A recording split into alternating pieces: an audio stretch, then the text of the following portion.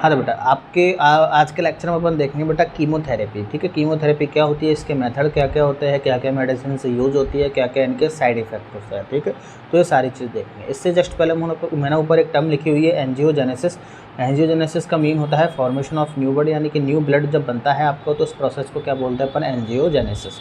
बात करते हैं अपन कीमोथेरेपी। कीमोथेरेपी क्या है, टाइप ऑफ कैंसर ट्रीटमेंट है। आजकल सुनने में बहुत आ रहा है कैंसर का ट्रीटमेंट, कैंसर के पेशेंट ज़्यादा बढ़ रहे हैं।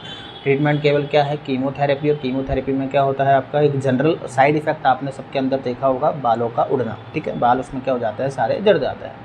इसमें कीमोथेरेपी में क्या किया जाता है, कैंसर सेल को डिस्ट्रॉय करता है या कैंसर सेल की ग्रोथ को क्या कर देता है, रोक देता है। ठीक है, it is one of the main treatment for cancer along with therapy and surgery. ठीक है, थेरेपी और सर्जरी के अलॉन्ग क्या करते हैं, तो मेन ट्रीटमेंट है, मेन इलाज बोल सकते हैं अपन क्या है, कीमोथेरेपी के करना बहुत ज़रूरी है। एक्सप्लेनेशन की अगर हम बात करूँ तो मैकेनिज्म की बात करेंगे यहाँ पर।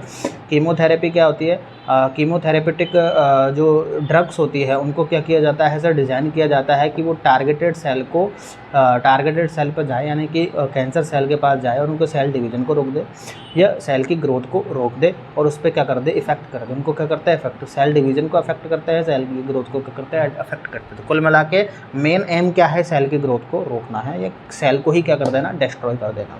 ये उन सभी प्रोसेस एंड फंक्शंस को अफेक्ट कर देती है जो सेल डिवीजन एंड सेल के सर्वाइवल के लिए एसेंशियल है। ठीक है, वो सारी कंडीशंस को डिस्ट्रॉय कर देती है जिसके सेल क्या रह सकती है, जिंदा रह सकती है, यानी कि अल्टीमेटली एम क्या है, सेल्स को ख़त्म करना। ये क्या करती है, डैमेज करती है डीएनए को। ठीक है, तो preventing cancer cells from dividing and multiplying. ठीक है, तो वहाँ के डीएनए को कर दी डैमेज कर देती है, ताकि कैंसर सेल क्या कर देती है, डिवाइडिंग होना, मल्टीप्लाई होना बंद कर देती है। ठीक है, प्रिवेंट हो जाता है वहाँ पे। इंटरफेरिंग विद सेल मेटाबॉलिज्म और एंजाइम एक्टिविटी और सेल मेटाबॉलिज्म से क्या करती है, इंटरफेयर करती है। क्या करती है, cancer cell of essential nutrients energy sources. ठीक है, इंक्लूडिंग एपोप्टोसिस को कॉज करती है, यानी कि प्रोग्राम सेल की क्या कर देती है, कम्प्लीटली डेथ कर देती है। ठीक है, एंड इनहिबिटिंग एंजियोजेनेसिस, मैंने ऊपर शब्द समझाया था आपको, एंजियोजेनेसिस यानी कि फॉर्मेशन ऑफ न्यू ब्लड के फॉर्मेशन को कर देती है, ख़त्म कर देती है, इनहिबिट कर देती है, which can starve tumours of oxygen and nutrients. ठीक है, ये क्या कर सकता है, अब जो ब्लड का फॉर्मेशन अगर बंद हो जाएगा तो ये क्या करेंगे, स्टार्व, विच कैन स्टार्व, ये क्या कर देंगे, भूखी मर जाएंगे, एक तरीके से स्टार्व कंडीशन में आ जाएगी। कौन, tumours of oxygen and nutrient, oxygen के लिए एंड न्यूट्रिएंट्स के लिए। ठीक है, नेक्स्ट में यहाँ पर देखो टाइप ऑफ कीमोथेरेपिक ड्रग्स कौन कौन सी होती है, आपके एल्कलाइटिंग एजेंट्स होते हैं, नाम आप यहाँ से नोट कर लेना। एंटी मेटाबॉलिक ड्रग्स होती है आपकी, और एंटी माइक्रोट्यूब्यूल्स ड्रग्स होती है आपकी, और क्या हो सकती है आपकी, टोपो आइसोमेरेज ड्रग्स होती है आपकी, टारगेटेड थेरेपीज़ आपकी ड्रग्स होती है। एडमिनिस्ट्रेशन की अगर बात करूं मैं तो chemotherapy drug can be administrated in various वे, कुछ वेरियस वेज की हेल्प से क्या कर सकते हैं, एडमिनिस्ट्रेट कर सकते हैं। कैसे, तो इंट्रावेनस इंजेक्शन अपन दे सकते हैं डायरेक्टली, और ओरल टैबलेट्स या कैप्सूल्स अपन दे सकते हैं। यहाँ पर इंट्रामस्कुलर इंजेक्शन भी अपन दे सकते हैं। तो देखो इंजेक्शन आपको इंट्रावेनस भी लग रहा है, इंट्रामस्कुलर भी लग रहा है, या आप डायरेक्ट इंजेक्शन दे सकते हैं स्पेसिफिक बॉडी एरियाज़ में, यानी कि जहाँ पर आपके ट्यूमर है उसी एरिया में आप डायरेक्टली क्या कर सकते हैं, इंजेक्शन को इंजेक्ट कर सकते हैं। ट्रीटमेंट साइकिल कैसा होना चाहिए, ट्रीटमेंट पीरियड जो होता है followed by the rest period to allow the body recover from side effect. जैसे कि आपने एक बार उसका ट्रीटमेंट कर दिया, उस बॉडी का जिसको कैंसर हुआ है उस व्यक्ति को आपने क्या कर दिया, ट्रीटमेंट कर दिया, अब उसकी बॉडी को रिकवर होने के लिए आपको टाइम देना पड़ेगा। देन एक टाइम पीरियड होता है, उसी टाइम पीरियड के बाद आप नेक्स्ट थेरेपी उनकी कर सकते हैं या नेक्स्ट ड्रग आप उसको दे सकते हैं। ठीक है, तो the duration of frequency of cycle depend on the type of cancer, किस प्रकार का कैंसर है, किस टाइप का कैंसर है, उस पर डिपेंड करता है कि कितने टाइम के लिए आपको उसकी ड्यूरेशन रखनी है। The chemotherapy drug use and the patient response to treatment. ठीक है, तो पेशेंट ऑलरेडी रेस्पॉन्स कर देता है कि आपको कब उनको ड्रग देनी है, कब नहीं देनी है, तो ये रेस्पॉन्सिबिलिटी ये उनकी पेशेंट्स की बॉडी का कर देती है, ऑटोमेटिकली रेस्पॉन्स कर देती है। ठीक है, तो यहाँ पर अगर मैं साइड इफेक्ट की बात करूँगा बेटा, तो chemotherapy can have various side effect because is not only target cancer cell. Side effect होते हैं क्योंकि जब अपन कीमोथेरेपी देते हैं तो केवल टारगेटेड सेल पर नहीं जाती, ये हमारी हेल्दी सेल्स पर भी जाती है, but also effect some healthy cells particularly those the dividing rapidly, ठीक है।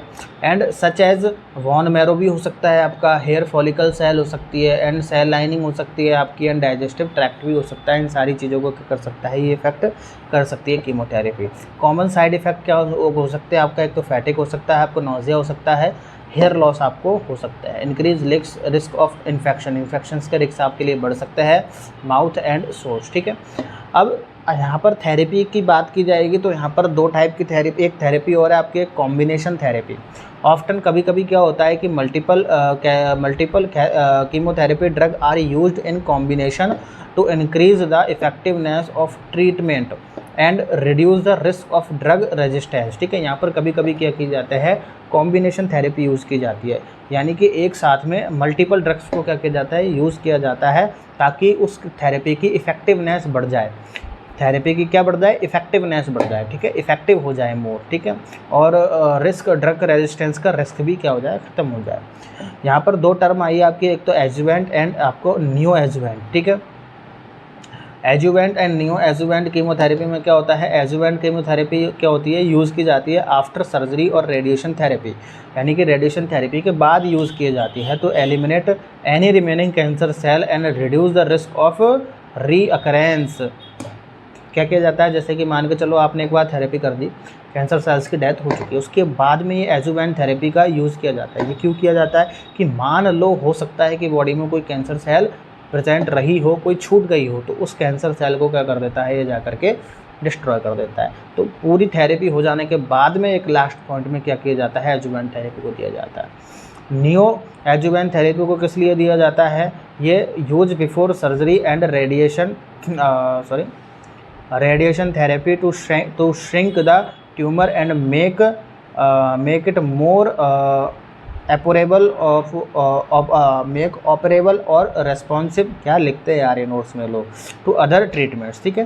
तो एक तरीके से जैसे कि अपन थेरेपी की नहीं है, अपन थेरेपी करने वाले, तो उससे पहले एक थेरेपी दी जाती है neo adjuvant. Neo adjuvant therapy क्या कर देती है, बॉडी के अंदर जितनी भी आपके ट्यूमर्स है, उन ट्यूमर्स को कर देगी, श्रिंक कर देगी, उन ट्यूमर्स को क्या कर देगी, श्रिंक कर देगी और ऑपरेबल बनाएगी, कि ताकि इसके बाद जो भी आपकी थेरेपी होगी तो उन पर डायरेक्टली क्या कर सकते हैं, इफेक्ट हो सके, वो अच्छे से उन पर ट्रीटमेंट हो सके, उनको श्रिंक कर देती है। श्रिंक मतलब सिकोड़ देती है, ठीक है। तो ये था आपका कीमोथेरेपी वाला सेक्शन, ठीक है। तो बहुत बहुत धन्यवाद आपका वीडियो में बने रहने के लिए। वीडियो अच्छी आई, एमएससी के पर्पज़ से हम आपको नोट्स प्रोवाइड करवा रहे हैं हम, ठीक है। तो बहुत बहुत धन्यवाद आपका। चैनल को सब्सक्राइब करके जरूर जाइएगा, वीडियो को शेयर करके जरूर जाइएगा अपने दोस्तों को, ताकि उनको भी समझने में हेल्प हो, ठीक है। ये नोट्स जनरली मिलते नहीं है बेटा कहीं भी, मैं आपको बना के दे रहा हूँ, बना के तो क्या मैंने कहीं से लिए है, अब देखते हैं जितना आपको लिखा होता है उतना मैं समझा देता हूँ, बना, ठीक है। तो बहुत बहुत धन्यवाद आपका, मिलते हैं नेक्स्ट लेक्चर में नए टॉपिक के साथ, धन्यवाद।